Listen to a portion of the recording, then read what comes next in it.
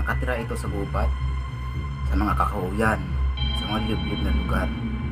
Ang pagkakaiba lang, dito sa city, tinatawag natin, wala ditong tikbalang nakatira dito sa mga city, sa mga building. Ang tikbalang po ay nakatira talaga yan sa mga kakahuyan, sa mga liblib na lugar, mga kagubatan, sa mga ang tikbalang pala ay nanigarilyo din pala to, ang mga tikbalang. Kumbaga yung mga tikbalang nanigarilyo, minsan nga malburo pa mga sigarilyo nito eh. Ang usok nito malayo na sakop sa buong lugar ng mga kagubatan, abot ng sakop, para makikita ng tikbalang yung mga tao na pupunta sa lugar nila. Eh doon maliligaw ng mga tao na sa mga kakahuyan. Kapag kayo yung nangangahoy sa mga kagubatan, maliligaw kayo dahilan sa usok ng tikbalang. Ang cause ng pagligaw sa mga tikbalang, ng mga tao sa mga kagubatan, ay cause ito ng mga tikbalang, gawa ito ng tikbalang.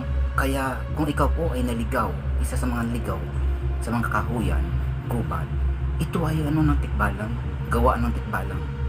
Kaya ang gagawin natin kapag kung sakali tayo naliligaw, ang gagawin yan, babalita rin ang damit para makontra natin ng ano ng tikbalang. Kasi yun ang pangkontra natin, ibabalita rin damit para hindi tayo maliligaw. Ang pagkakaiba lang kasi nasa gubat tayo kasi sa Manila. Ang Manila kasi, or city na tawag natin, or syudad, ay hindi tayo maliligaw dito eh, maliligaw eh. Pag-uwi ng bahay mo, kasi meron kang pamasahe. Pangalawa, may Google ka, may dala ka ng cellphone, i-Google map mo lang, makauwi ka sa bahay mo. Mantala dito sa gubat, maliligaw ka dito. Maliban lang kung madala ang cellphone mo, kung kali meron kang Google. Pero dito kasi yung tikbalang, nanililigaw yun. Sila ang cause ng pagliligaw ng mga ano, ang tikbalang pala, sinasabi nila. Yung makakuha ka ng kanyang balahibo, kapangyarihan pala to. Ikaw mag-alay ng prutas o gulay sa punong kahoy ng baliti. Yun ang nakatira doon, tikbalang. Ang tikbalang, ay choosy din. Maglagay ka ng mansanas. Minsan may pagkataon ayaw ng tikbalang mansanas. Gusto niya yung special food na pagkain. Oo, minsan gusto niya lechon ng tikbalang. Kumakain sila ng mga ibang mga alay. Ngayon, mansanas, lalo bigay ka, lalo magagalit ng tikbalang sa'yo, alay. Gusto nila yung mga alay nila, masarap din. Pero mag-alay ka lang ng mga mumurahin, tapos hindi class, ayaw ng tikbalang ganun. Lalo pang magagalit tikbalang sa'yo. Lalo ka pang gagabalain sa bahay mo nakatira, susundan ka lagi, nagambalain ka. Tumudan yung pagbigay ng pag-alay sa punong kahoy ng baliti, kasi doon nakatira ang tikbalang. Kailangan mas ano yung alay mo, mas mamahalin, tapos high class, kasi maarte yung mga tikbalang mo. Minsan maka-choosy din yan. Gagambalain ka talaga ng tikbalang sa bahay mo palagi. Kapag ikaw yung naayawan ng tikbalang yung ano mo, yung alay mo, lalo magagalit mo ng tikbalang, lalo kang guguluhin talaga. Yung mga tikbalang, kapag hindi pag-ibigan sa iyo ito, mga tikbalang, kagatin niya yung putas eh. Pero kapag hindi, nagugulok mga putas. Yung ganun ang tikbalang. Kailan yung mga tikbalang na yan, nakakatakot ito. Pag ito ay sanhi ng pagligaw ng mga tao sa mga kagubatan. Kapag ang tao hindi nakabalik, mayroon kang hinahanap ng mga tao na hindi nakabalik, sanhi ito ng tikbalang. Kapag ako, mag-ingat kayo sa bundok, kasi marami talaga dyan mga tikbalang nakatira sa mga baliti, puno. Kailangan yung pausukan yung puno para yung tikbalang mapaalis ng tikbalang, o sabuyan yung asin, yung puno ng baliti, para ang tikbalang papalaya sa ating tikbalang nakatira dyan sa puno.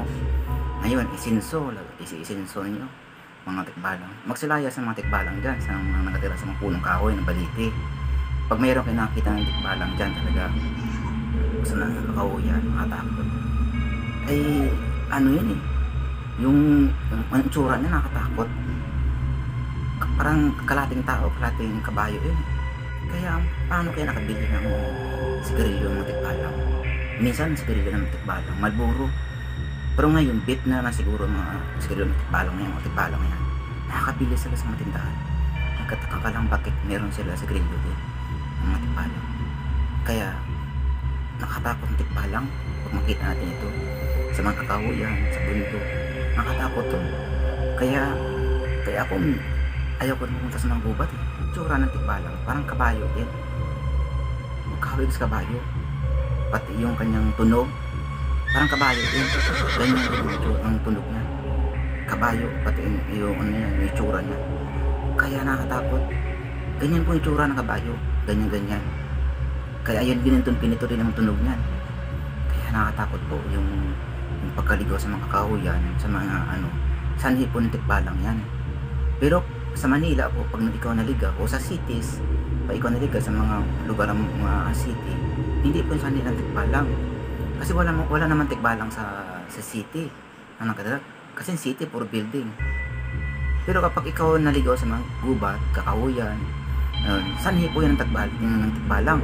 Gawa po yung tikbalang yan. Ibig ko sabihin, kapag ikaw naligaw sa mga kakahuyan, sa mga gubat, gawa ng tikbalang ang pagkaligaw mo. Pero kapag sa city, hindi gawa yan. Kasi wala man tikbalang sa city. Sa mga syudad, madali lang. Pag sa city, maligaw ka lang, i-google map mo lang, nakakauwi ka. Pero dito sa lugar ng kagubatan, sa mga kakahuyan, sigurado, tikbalang ang gawa niyan.